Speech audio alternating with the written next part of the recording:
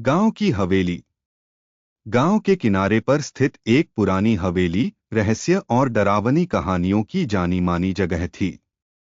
लोग कहते थे कि वहां भूत प्रेत का वास है।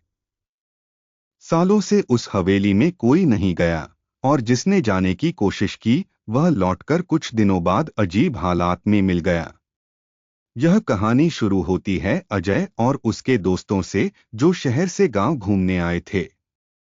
गांव के बुजुर्गों ने उन्हें हवेली के बारे में चेतावनी दी, लेकिन युवा उत्सुकता के चलते उनकी बातों को मजाक में ले गए।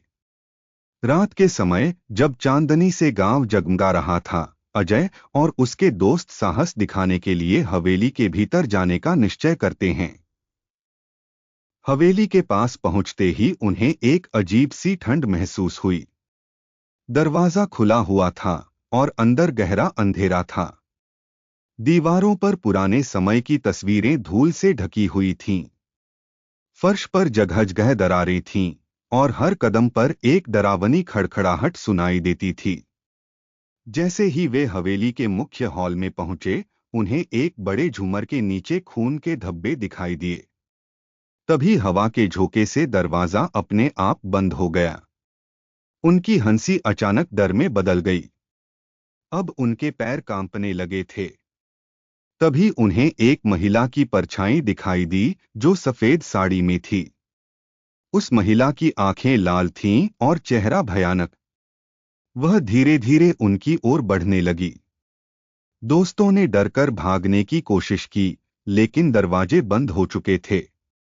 तभी महिला ने ठंडी आवाज में कहा, यह हवेली मेरी है, और जो भी यहां आएगा उसे इसका मूल्य चुकाना पड़ेगा।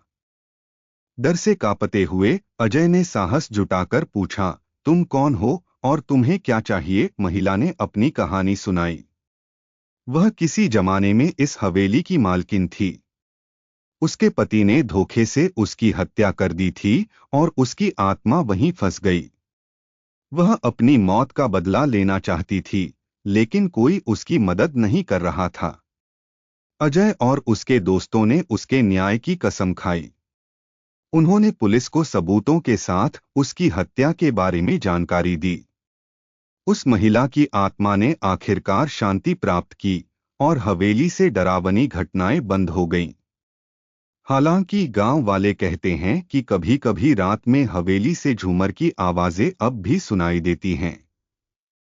शायद वह महिला अपनी कहानी सुनाने के लिए किसी और की प्रतीक्षा कर रही है।